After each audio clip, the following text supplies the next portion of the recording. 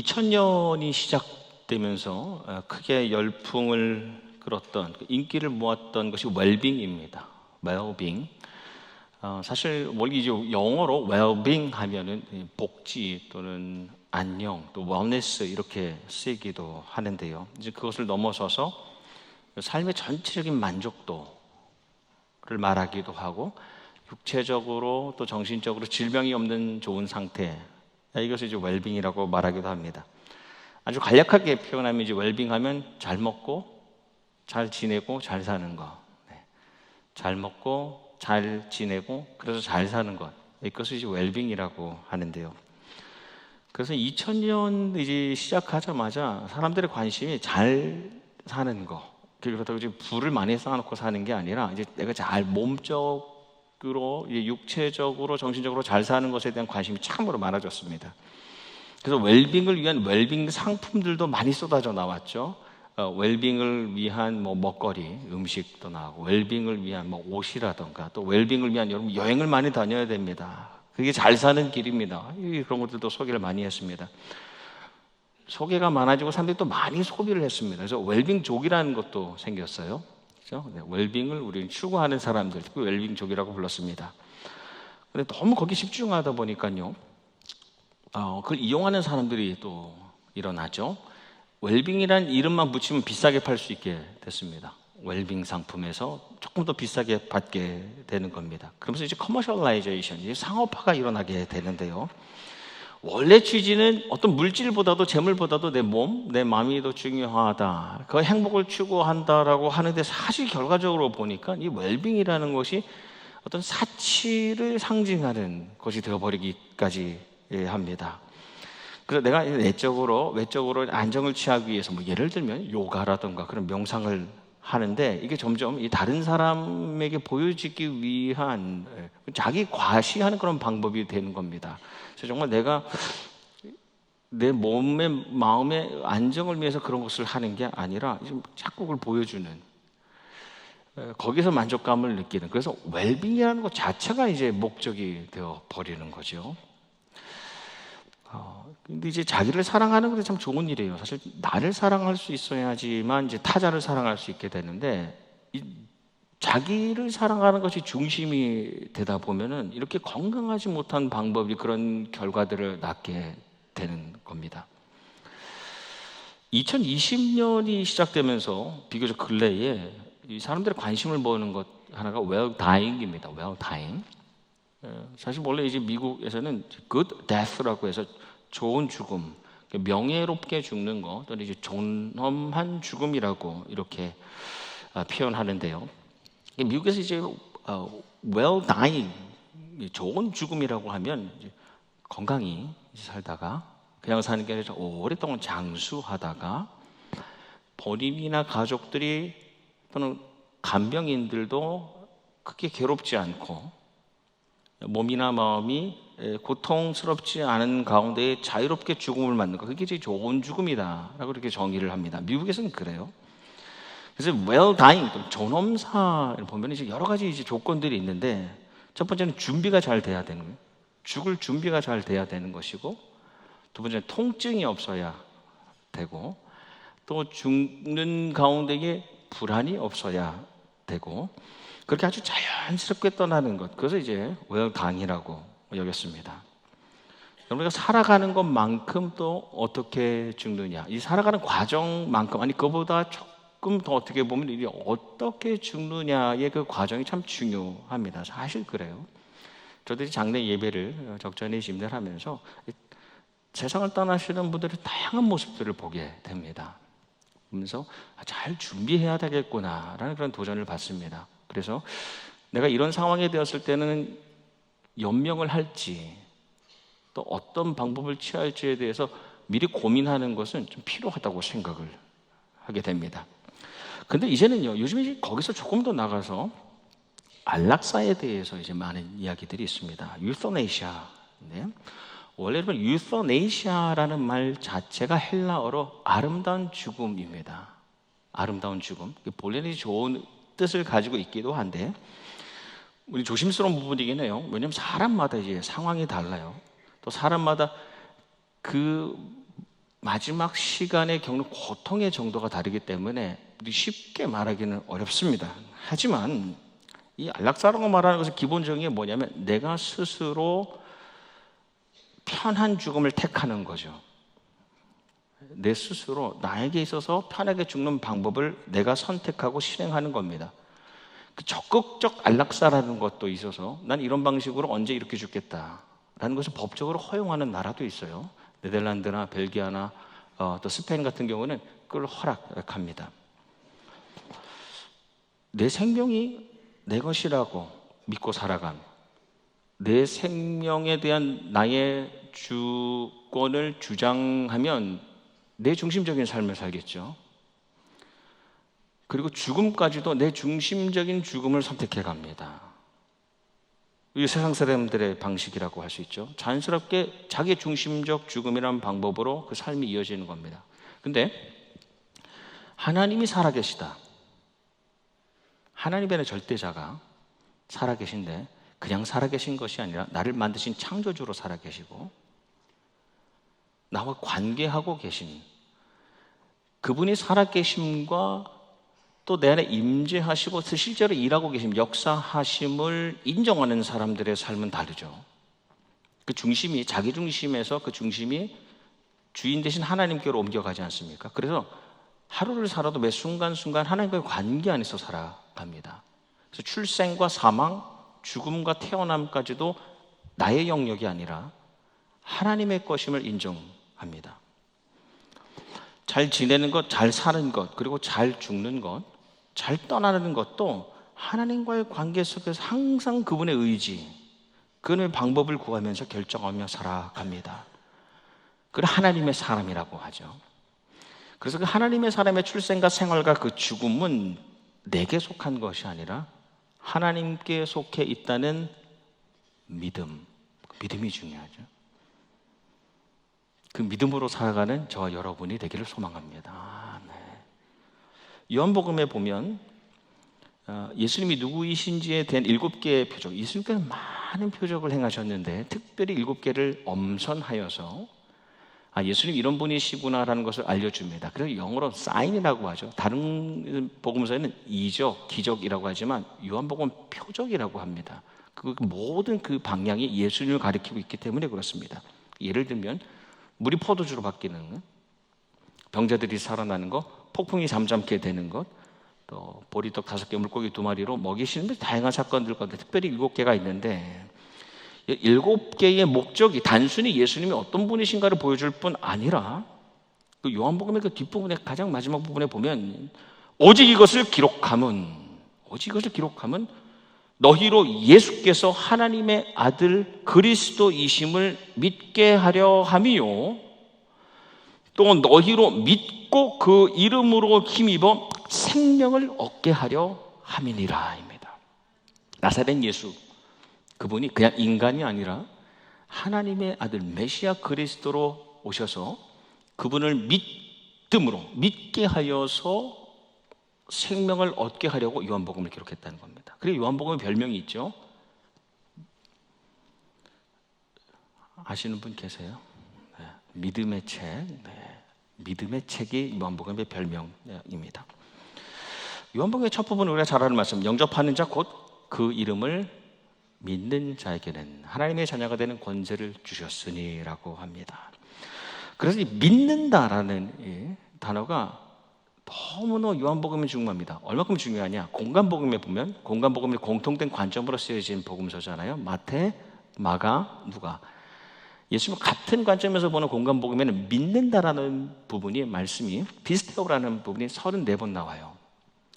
근데 요한복음에는 100번에서 2번 빠진 98번 믿는다라는 표현이 나옵니다. 3권을 합친 것보다 훨씬 더 요한복음에는 믿는다라는 표현이 나옵니다. 그래서 요한복음을 읽어보면 두 부류가 완전히 대조되어서 계속 흘러갑니다. 믿는 사람과 믿지 않는 사람.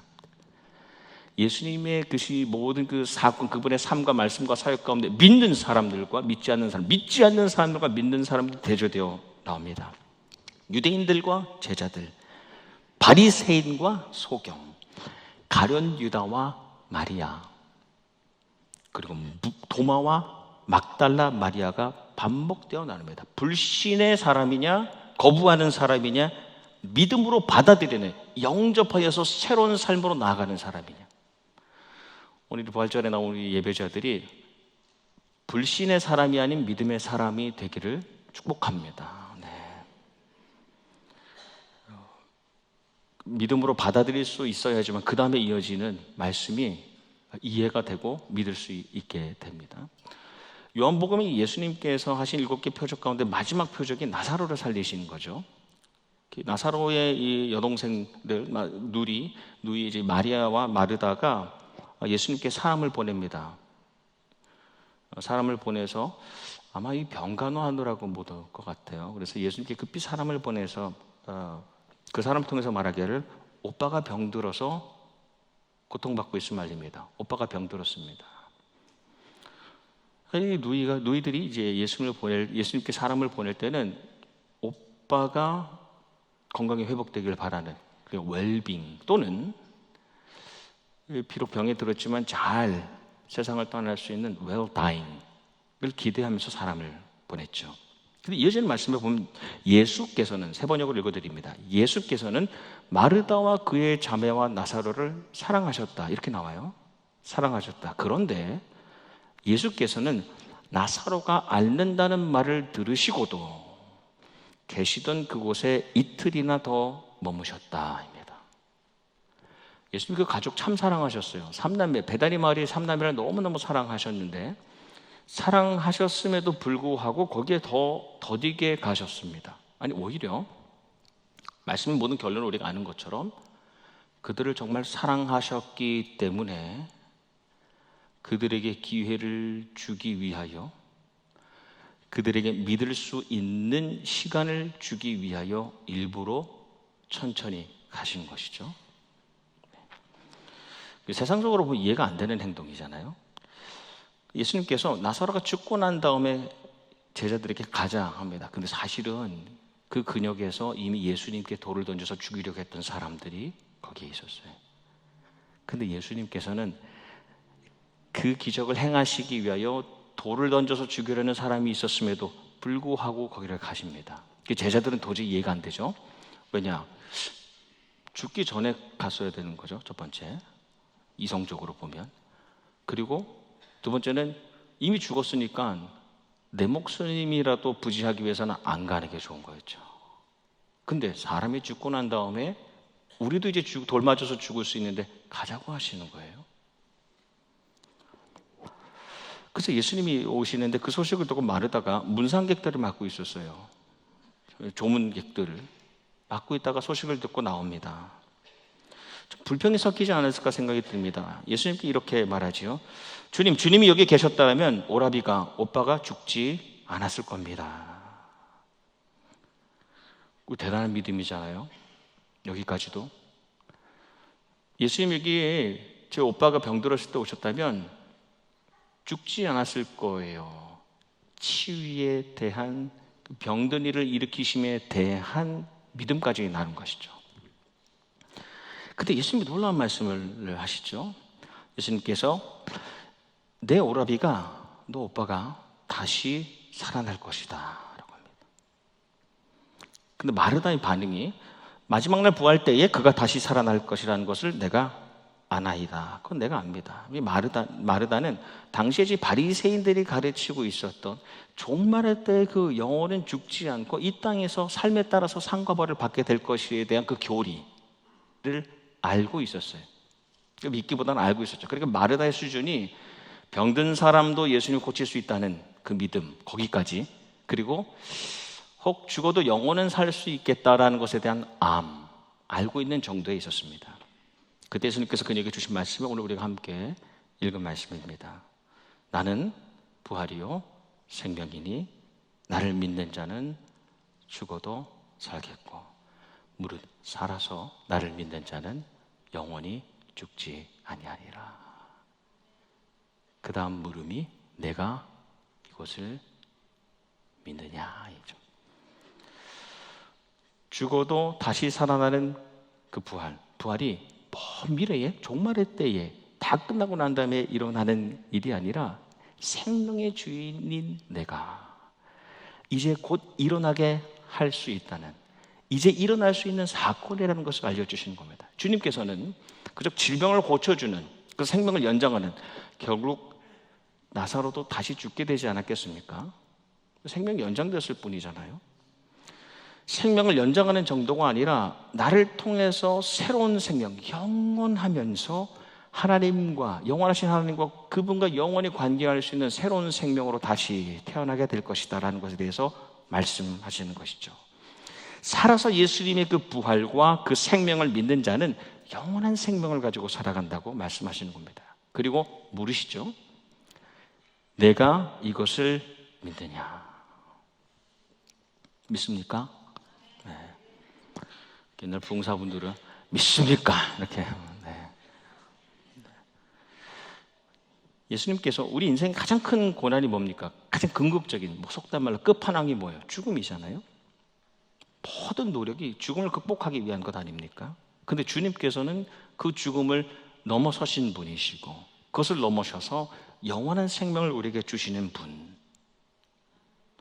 죽음 후에 영원한 생명을 주심으로 영원한 하나님과의 관계로 들어가게 하실 뿐 아니라 이 땅에서의 몸이 아닌 새로운 신령하고 거룩한 아름다운 몸으로 우리를 입혀주시고 그 몸으로 살게 하실 분이라는 것, 그걸 믿냐고 물으시는 거예요. 돌을 옮기라고 하시잖아요. 예수님께서 나사로의 그 무덤, 다 아는 스토리죠. 돌을 옮기라고 하는데 마르다가 이렇게 말합니다. 주님, 죽은 지 4일이 되어서 냄새가 납니다. 이 벌써 냄새가 납니다라는 표현은 어떤 의미는 끝났습니다 하죠. 마침표가 찍혔습니다. 더 이상 가능성이 없습니다. 그러니까 마르다는 끝까지 자기 중심적으로 삶을 해석합니다. 자기 중심적으로 죽음을 이해하려고 합니다. 그 다음 이어지는 예수님의 말씀이 우리의 심령에 도전을 주는데, 내가 믿으면 하나님의 영광을 보리라고 하지 않았더냐. 하나님의 영광을 어떻게 보느냐? 네가 믿으면, 네가 믿을 때 하나님의 영광을 보리라 하지 않았더냐 하시고 돌을 옮기니 나사로야 부르시고 나사로가 나오지 않습니까? 육적인 생명뿐 아니라 영적인 생명을 살리셔서 그 생명의 주인이 되심을 보여주신 겁니다. 7개 표적이 있다고 했는데, 여러분, 예수님께서 첫 번째로 보여주신 표적이 물을 포도주로 바꾸는 표적입니다. 그게 요한복음에 가장 먼저 나오는 표적입니다. 어머니 마리아가 요청하잖아요. 그때 예수님의 반응이 시큰둥하죠. 거절하시는 것 같이, 여자여 그게 나와 무슨 상관이 있나이까 라고 하는데, 마리아의 그 다음 행동이, 그 다음 말이 하인들에게 너희에게 무슨 말씀을 하시든지 그대로 하라라고 해서 내가 주님을 향한 믿음을 가지고 있음을 증명해내잖아요. 내가 그것을 믿습니다. 여러분, 예수님은 우리의 삶에 대단히 놀라운 기적을 보여주시고, 자, 봤지? 이제 나를 좀 믿어라라고 하시는 분이 아니라, 내가 주님을 위하여 작은 믿음을 보여줄 때에 우리의 삶에 위대한 그런 기적을, 대단한 일들을 이루어 주시는 분이시죠. 근데 우리가 뒤돌아보면서 하나님께서 이런 일들을 이루어 주셨는데 내가 그때 믿음이 참 없었구나 라고 고백하게 되죠. 믿음은 여러분, 그 당시에 가장 작은 것이라고 여겨졌던 그 시대, 예수님 시대 가장 작은 것으로, 요즘 현대과학이 발달해서 현미경으로 뭐든 볼 수 있지만 가장 작은 것으로 여겨졌던 겨자씨, 그만큼만 있어도 산을 옮길 수 있다고 하셨죠. 믿음은 있던가 없던가입니다. 믿음은 조금 있다, 믿음이 많이 있다가 아니라 믿음은 있던가 없던가입니다. 그러면서 좀 디지털 같아요. 연결이 되던가 안 되던가입니다. 그래서 주님께서는 그 믿음을 확인하시고 우리의 삶의 기적을 일으키십니다. 요한복음에 보면 믿음의 책이라고 했죠. 요한복음에는 믿는다라는 말이 98번이나 나오는데요. 이제 문법적으로 보면 이 98번이 다 동사형이에요. 믿음이라고 나오지 않고 믿는다가 98번 나옵니다. 믿음은 일회적인 것이 아니라 믿는다. 나를 부르시는 마지막 그 죽음의 순간까지 계속하여 믿는 겁니다. 내 삶의 주인이 내가 아니라 하나님이심을 믿습니다. 내가 죽은 후에도, 이 죽음, 육적인 죽음 후에 흙으로 돌아가는 후에도 진짜 나의 이 영혼은 주님과 영원한 관계 안으로 이 땅에서 누리지 못했던 영원한 영생 복락을 누리게 될 것을 믿습니다, 믿습니다, 믿습니다 하다가 죽는 거예요. 어제 믿음으로 끝나는 것이 아니라 주님 부르실 때까지 피스테오 계속하여 믿는다는 겁니다. 인생 생명에 죽고 사는 길이 우리 손에 내 손에 달리지 않았고 부활 생명 되신 주님께 달려있음을 믿고 주님이 오시는 날 또는 내가 주님께 가는 날까지 계속 믿음으로 내가 죽어도 주님 안에서 죽었기에 그 죽음마저도 복된 죽음이 되고 죽어도 주님과의 영원한 관계로 들어갑니다 라는 믿음이 있는 사람이 정말 생명을 얻게 되는 것이죠. 저는 오늘 예배자들이 그 믿음을 주님 부르시는 그 순간까지 마지막 호흡을 내쉬고 들으시고 내쉬는 때까지 그 믿음을 가져가시기를 주님의 이름으로 축복합니다. 사실 이 부활이라는 건 죽고 다시 살아났다는 것, 초대교회 교인들도 잘 믿지 못했습니다. 그 유대 지역의 특별히 사두개인들은 상당히 그 시대에 기득권층이었어요. 이 힘과 권력이 많은 층이었습니다. 사내되는 공의에 의해서 요즘 말로 하면 의회를 뛰어넘는 그런 대단한 리더 그룹 안에서도 사두개인들이 참 많이 있었습니다. 그래서 영혼은 없다라고 생각했어요. 영혼은 없다. 그리고 몸도 육신도 다시 살아날 수 없다라고 믿었습니다. 그래서 사도 바울이 이제 고린도 교회 교인들 가운데 그런 사람들을 위해서 편지를 보내는데 예수님께서 십자가에 죽으시고 무덤에 묻히셨다가 삶 만에 다시 살아나시고 40일 동안 함께 계시면서 정말 실제로 예수님을 본 사람들 게바, 베드로에게도 보이시고 12제자들과 또 500명이 넘는 주의 제자들 문도들과 또 수많은 사람들에게 보이셨다라고 열거를 합니다.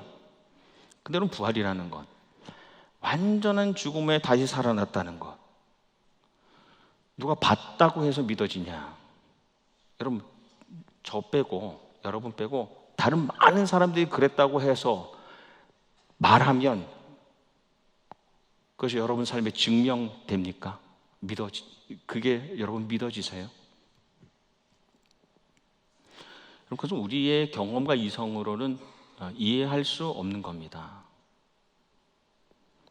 이 부활은요, 어머니 아버지가 우리 부모님이 예수님이 죽으시고 3일 완전히 죽으시고 3일이 지나서 다시 살아났다고 아무리 강요해도 안 믿어져요.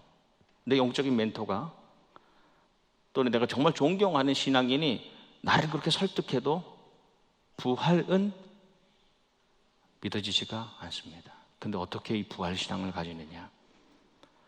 하나님의 영이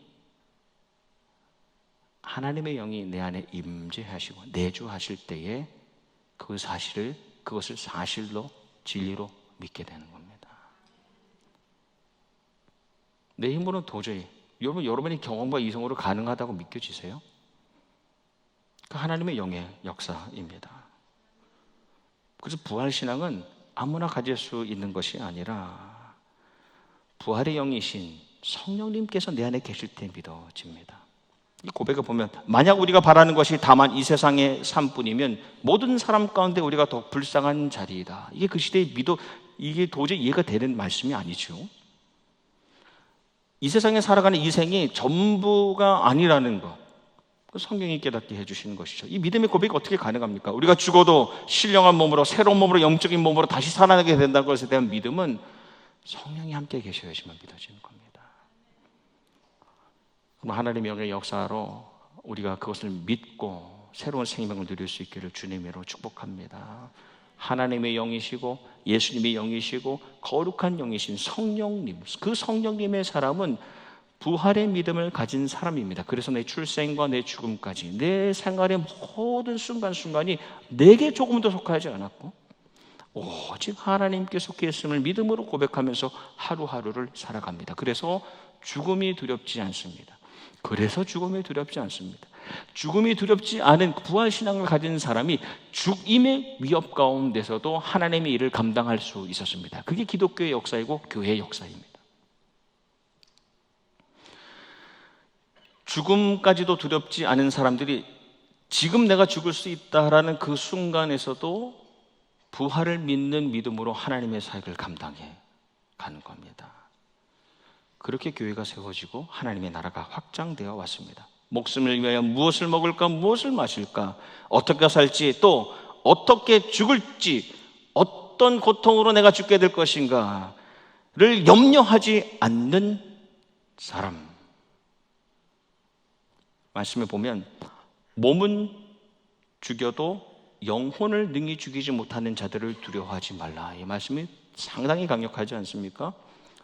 너의 몸은 죽일 수 있지만 너의 영혼을 죽이지 못하는 사람은 무서워하지 말라는 겁니다. 이런 사람들이 사자 앞에서도 대적 앞에서도 원수 앞에서도 두려워하지 않았습니다. 오직 몸과 영혼의 주인 되신 주님을 두려워하는 사람. 이 사람들이 정말 하나님의 사람 아닙니까? 부활의 사람 아닙니까? 우리가 이분은 부활을 믿는다고 합니다. 근데 우리가 이런 삶을 살아낼 수 있는가? 가능하죠. 하나님의 영, 부활의 영이 함께 하시면 믿음으로 살아낼 수 있는데 우리가 그런 사람 되기를 소망합니다. 마지막 이야기 하나 나누고 말씀을 맺겠습니다. 존 스토트 목사님, 우리가 잘 아는 복음주의의 가장 대표적인 거장 목사님이 벌써 한 20년 된 책입니다. The Incomparable Christ, 비교할 수 없는 그리스도라는 책을 내셨었는데 그 책에 짧은 이야기가 나옵니다. 조니 에릭슨이라는 소녀의 이야기인데요. 이 17살 소녀가 운동을 참 좋아했어요. 근데 운동을 하다가 캐서피크만에서 그 해안에서 다이빙을 했는데 사고가 났습니다. 다이빙 사고 때문에 목 아래로 전신이 마비가 됩니다. 그래서 인간이 느낄 수 있는 아마 가장 부정적인 감정들을 다 경험해 봤겠죠.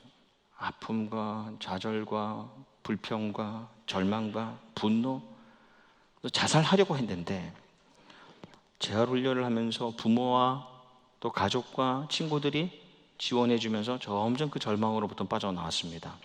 근데 입으로 그림 그리는 법을 배웠어요. 그래서 그림을 그리면서 다른 장애인들을 돕는 사역을 합니다.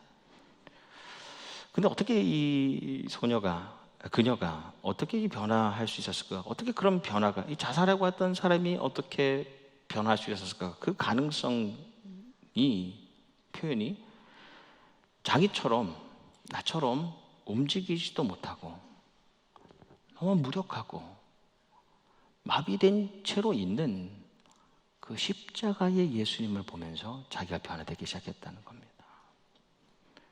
그 다음부터는 내 삶의 능력이 그 십자가로부터 죽음에서 다시 살아나신 부활하신 예수님으로부터 그 능력이 자기에게 온다는 것을 경험했다는 겁니다. 그녀 고백이 이렇습니다. 저에겐 미래에 소망이 있습니다. 성경은 우리 몸이 하늘에서 영화롭게 된다는 말씀을 합니다. 그때는 제가 여기서 죽은 후 제 발로 춤을 출 때입니다. 저의 손가락은 오그라들어 구부러지고 근육은 쇠약해지고 무릎은 비틀리고 어깨 아래 아무런 감각이 없는 제가 언젠가 가볍고 밝으며 강하고 눈부신 의로 옷 입은 새로운 몸을 가지게 될 것입니다. 이것이 저처럼 척추를 다친 이에게 또 뇌 손상을 입은 환자 혹은 조울증 환자에게 어떤 소망을 주는지 상상할 수 있겠습니까? 다른 어떤 종교나 철학도 새로운 몸을 약속하지 않습니다. 오직 그리스도 부활의 복음 안에서만 상처 입은 사람이 이처럼 놀라운 소망을 발견할 수 있습니다. 예수님께서 다시 사심으로 부활하심으로 새로운 길을 열어주셨는데 우리 예배드리는 우리 가운데는 그 길을 아직 걸어본 사람이 한 명도 없습니다. 우리가 아직 가보지 않은 길이에요. 하지만 그 길은 가장 아름다운 길이고 신령하고 가장 아름다운 몸으로 주님과 함께 걷게 될 길입니다. 영원한 생명을 얻고 주님과 함께 살아가는 생명의 길입니다. 죽음까지도, 죽음이라는 그 고난의 끝까지도 이기시고 다시 살아나셔서 이곳에 우리 심령 안에, 이 시간과 이 공간 안에 계신 주님, 그 주님을 믿음으로 그 걸음을 함께 걸어가시는 우리가 되기를 주님의 이름으로 축복합니다.